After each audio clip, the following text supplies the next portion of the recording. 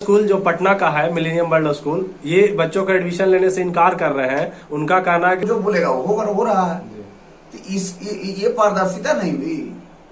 District education अफसर Patna is not capable for running RT system in Patna. हम तो यही समझते हैं, केपेबल नहीं है, सक्षम पदाधिकारी नहीं है। इसलिए क्योंकि अगर सक्षम रहता तो पटना जिला में जो आरटी के तहत एडमिशन हो रहा है, आरटी के अंतर्गत, उसमें बहुत जबरदस्त धांधली है।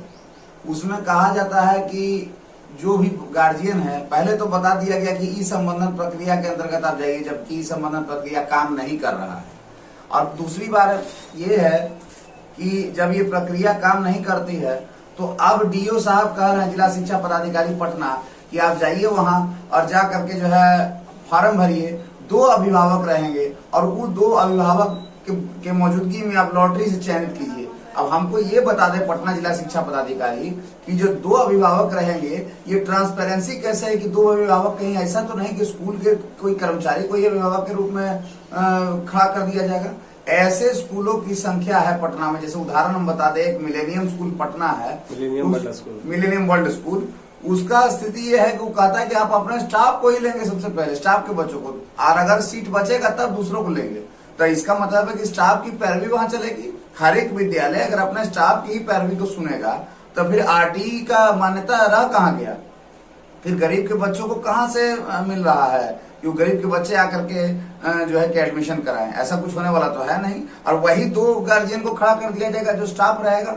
तो जो स्टाफ रहेगा वही अगर रहेगा चयन प्रक्रिया में, तो फिर पारदर्शिता का कोई प्रश्न ही नहीं उठता है।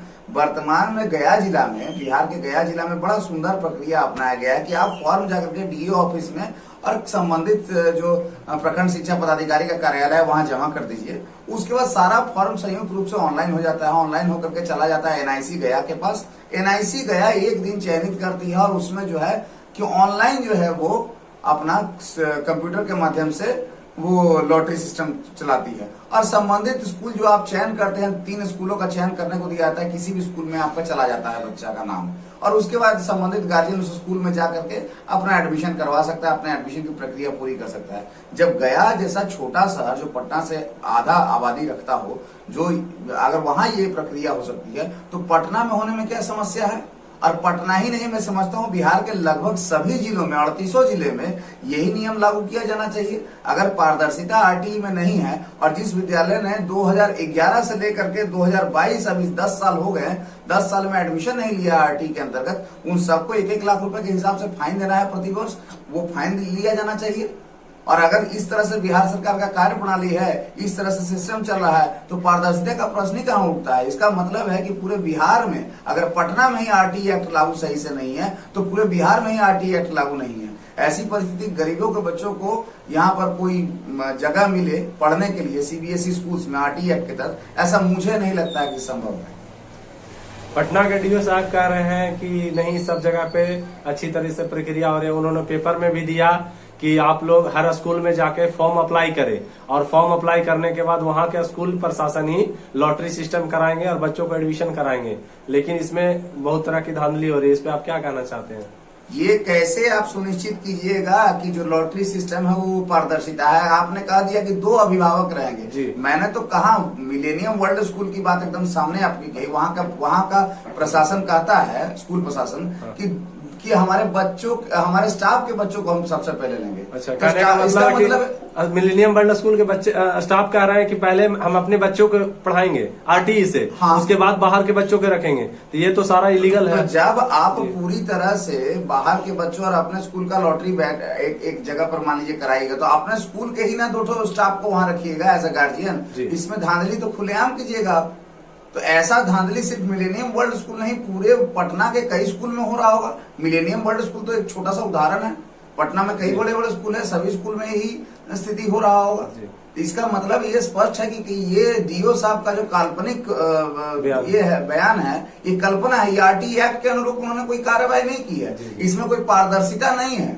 ये काल्पनिक बयान है, और काल्पनिक बयान का यहाँ जो गया में हो रहा है, गया में ये हो रहा है कि आपको एक जगह फॉर्म देना है, कहीं कोई गार्जियन की आवश्यकता नहीं है। आरटी क्या कहता है सर? आरटी जो आरटी 2009 है वो क्या कहता है बच्चों के लिए? देखिए, आरटीई में स्पष्ट रूप से ये है कि 2011 के बाद आरटीई इम्प्लीमेंट हुआ, 2011 के बाद से लेकर के अब तक जिस विद्यालय ने भी 10-25% नामांकन नहीं लिया है बिहार में, उनको प्रत्येक विद्यालय 1 लाख रुपए का फाइन है आरटीई एक्ट के अंतर्गत। तो पटना जिला शिक्षा पदाधिकारी हमको बताया और पटना डीएम बताया कि कितने स्कूल में उन्होंने 1-1 लाख रुपए फाइन किया है कि आरटीई के अंतर्गत कितने बच्चे पढ़ रहे हैं। मुझे तो नहीं लगता है कि आरटीई के अंतर्गत बच्चे पढ़ भी रहे होंगे।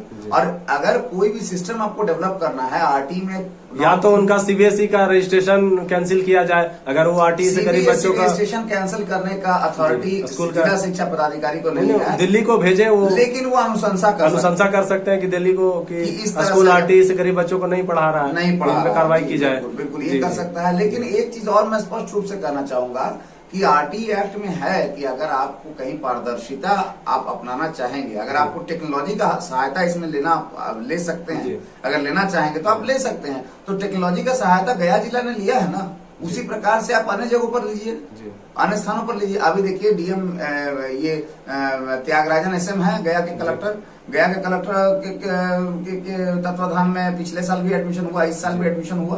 तो कैसे एडमिशन हो गया? पटना में क्यों नहीं हो रहा है? अन्य जिलों में क्यों नहीं? हमको तो लगता है कि पटना तो छोड़ दीजिए, अन्य छोटे छोटे जिलों में तो आरटीई के अंतर्गत एडमिशन है ही नहीं।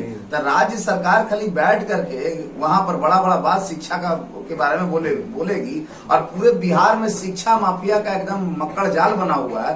तो इसमें नीतीश कुमार क्या कर रहे हैं, क्या कर रहे हैं, भगवान जानता है। पटना में जो आरटीई शासन है, पटना में जो आरटीई से बच्चों का एडमिशन नहीं हो रहा है, इस पे आप क्या कीजिएगा? आगे क्या करना चाहते हैं आप? कहाँ तक जाइएगा? जहाँ तक मुझे लगता है कि 2 तरीके से तो मैं जाऊंगा। मैं पहले तो जिला लोक शिकायत में ही जाऊंगा, उसमें देखता हूँ कि लोक शिकायत पदाधिकारी इसमें क्या कार्रवाई करते हैं।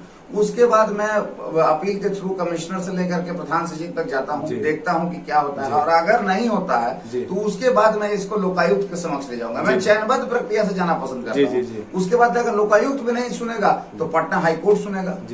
लेकिन सरकार को सुनना तो पड़ेगा ना, सरकार अगर बहरी है।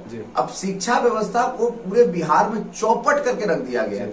अब उसमें कम से कम 25% गरीब बच्चे ही अगर पढ़ लें तो सरकार कम से कम शिक्षा को आगे बढ़ाए। इस तरह से तो नहीं चल सकता है ना, इस तरह से तो पूरा सिस्टम ही कोलैप्स कर रहा है, पूरा सिस्टम चोक कर रहा है। ऐसे आपके नजरिए से क्या होना चाहिए? बच्चों को पढ़ाया जाना चाहिए आरटी से या नहीं पढ़ाना चाहिए? बिल्कुल पढ़ाया जाना चाहिए। सिर्फ कागजी होना चाहिए या पैसे उनके नाम पे खा जाना चाहिए? नहीं, बिल्कुल पढ़ाया जाना चाहिए। और बिहार सरकार अगर इसके लिए रेवेन्यू दे रही है, सेंट्रल गवर्नमेंट का ऐसा कोई नियम है तो नियम के अंतर्गत क्यों नहीं चलेगा? आखिरकार नियम के अंतर्गत चलना चाहिए ना।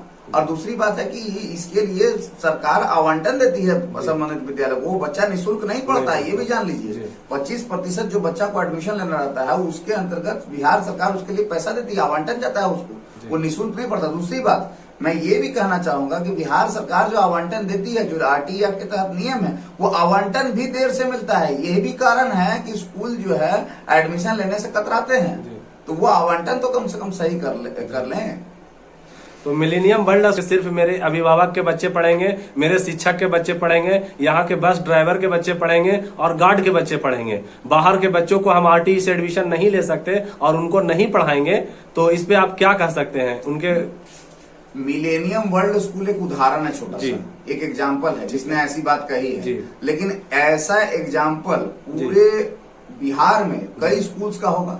इससे ज्यादा निकृष्ट और इससे ज्यादा घटिया एग्जाम्पल भी रहा होगा। तो ऐसी परिस्थिति में पारदर्शिता का प्रश्न कहाँ उठता है? डीओ साहब कह दिए कि भाई चयन प्रक्रिया में 2 अभिभावक रहेंगे। तो कौन अभिभावक रहेगा भाई? कैसे पता चलेगा? वो अपना स्टाफ को ही रख लेगा कि अभिभावक है, और उस स्टाफ को इस तरह का उल जलूल बयानबाजी और उल जलूल नियम नहीं। कहाँ नियम कहता है आरटीई के अंतर्गत 2 अभिभावक को रख करके आप लॉटरी करा लीजिए? किस नियम के अंतर्गत डीओ पटना ने इस प्रकार का नियमावली लागू कर दिया? उनको जो मन आएगा वही सही है। आपने पारदर्शिता का सिस्टम अपनाया होता, आपने कहा ई संबंधन प्रक्रिया के अंतर्गत आप एडमिशन करा सकते। कहाँ आपका ई संबंधन पोर्टल काम करता है? आपका ई संबंधन पोर्टल तो आप पोर्टल चेक किए? पोर्टल काम नहीं करता, पोर्टल काम नहीं कर रहा है। पोर्टल आपका काम नहीं कर रहा। पोर्टल अगर काम किया होता तो ये ऑफलाइन एडमिशन की तो बात ही नहीं हुई थी ना। ऑफलाइन एडमिशन की बात है तो पोर्टल काम नहीं कर रहा है, इसका मतलब। ठीक ठीक है सर, मिलते हैं फिर नेक्स्ट वीडियो। ठीक, धन्यवाद।